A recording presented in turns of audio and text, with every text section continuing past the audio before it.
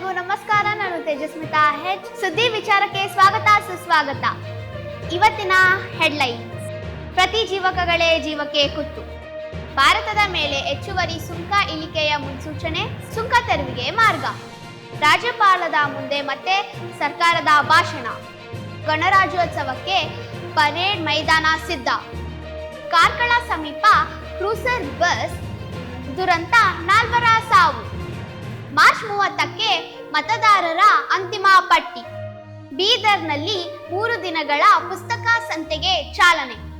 ಘನತ್ಯಾಜ್ಯ ನಿಯಮಿತಕ್ಕೆ ಲಾಭ. ಸ್ವದೇಶಿ ದೃಷ್ಟಿಕೋನ ಮುಖ್ಯ ಯದುವೀರ್. ಅಧಿಕಾರಿ ಹೆಸರಿನಲ್ಲಿ ವಂಚನೆ. ಬೈಕ್ ಟ್ಯಾಕ್ಸಿಗೆ ಅವಕಾಶ, ಆತಂಕ. ಪಾಲಕಿಗೆ ಹೆರಿಗೆ. ನಿರ್ಲಕ್ಷ್ಯ ತೋರಿದ ಶಿಕ್ಷಕರಿಗೆ ನೋಟಿಸ್.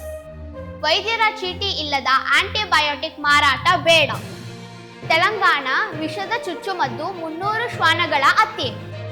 ಇದೀಗ ಕ್ರೀಡಾ ಸುದ್ದಿ. T20 ವಿಶ್ವಕಪ್ನಿಂದ ಬಾಂಗ್ಲಾ ತಂಡಕ್ಕೆ ಕೋಕ್.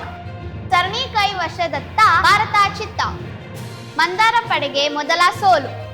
ಧನ್ಯವಾದಗಳು. ನನಗೆ ಈ ಅವಕಾಶ ಕೊಟ್ಟಿರುವಂತ ಸುದ್ದಿ ವಿಚಾರ ಚಾನಲ್ಗೆ ತುಂಬ ಹೃದಯದ ಧನ್ಯವಾದಗಳು. ನಿಮಗೂ ಇದೇ ತರ ಅವಕಾಶ ಬೇಕು ಅಂದ್ರೆ ಸುದ್ದಿ ವಿಚಾರಕ್ಕೆ ಕಾಂಟ್ಯಾಕ್ಟ್ ಮಾಡಿ.